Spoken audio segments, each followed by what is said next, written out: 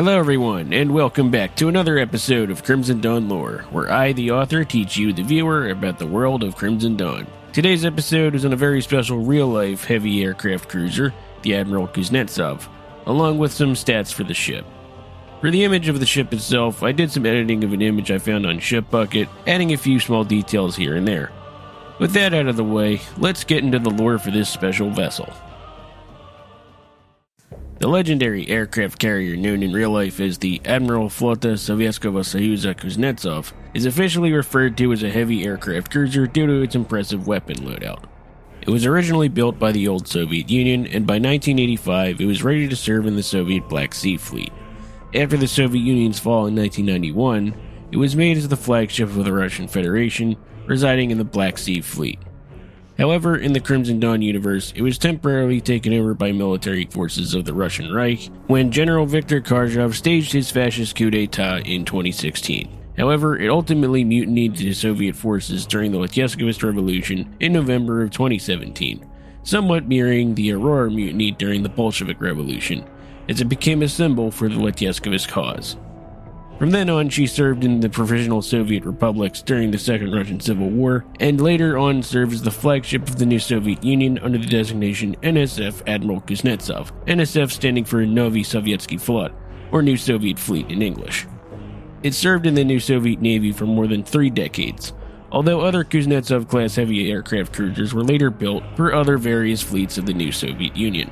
Measuring 305 meters long, the Admiral Kuznetsov is crewed by 1,690 sailors, 626 aircraft-related personnel, and 40 flag staff.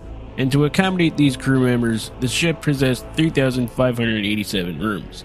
During its limited involvement in the Second Russian Civil War, its armaments included 6 AK-630 anti-aircraft rotary cannons, 8 CADS-N1 Kashtan close-in weapon systems, each with twin 30mm Gatling guns, 12 P-700 Granite cruise missile launchers, 24 8-cell 3K-95 Kinjal surface-to-air missiles, and an RBU 12,000 anti-submarine weapon system, which is also its current loadout in our timeline.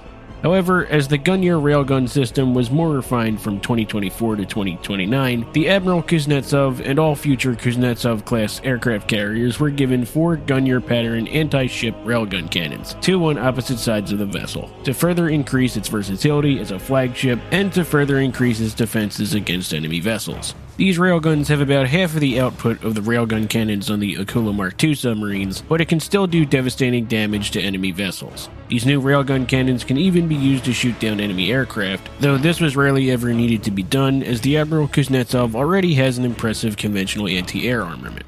To power these new weapons and its updated computer systems, the Admiral Kuznetsov and her sister ships were upgraded with a newly developed fusion reactor system, which was also later done on other vessels of the new Soviet Navy. Finally, its aircraft complement of 18 Sukhoi Su-33s would also be armed with anti-ship railguns, mounted in between the air intakes, though these would require multiple shots to destroy a ship of equal size of the Admiral Kuznetsov, as they weren't as powerful as the railgun cannons on their mothership. The Admiral Kuznetsov would first prove itself on the world stage in the Middle Eastern War during the defense of Sevastopol against the Islamic Imperial Navy forces on March 3, 2030. Commanded by Fleet Admiral Ivan Yeltsov, the Admiral Kuznetsov launched its Su-33s from the flight deck, and then it began bombarding the smaller enemy warships with its anti-ship railgun cannons and cruise missiles, while fending off enemy aircraft with its point defense weapon systems.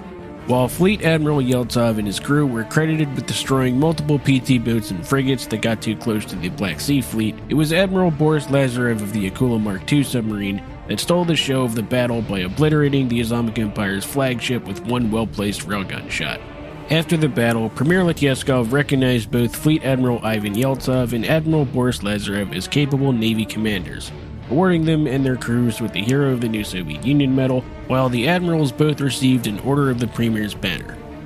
Later in the Middle Eastern War, the Admiral Kuznetsov under Fleet Admiral Ivan Yeltsov's command would continue to serve the new Soviet Union by helping in efforts to quell the remaining Islamic imperial vessels all across the Mediterranean, working closely with the Hellenic Royal Navy to stamp out their mutual enemy.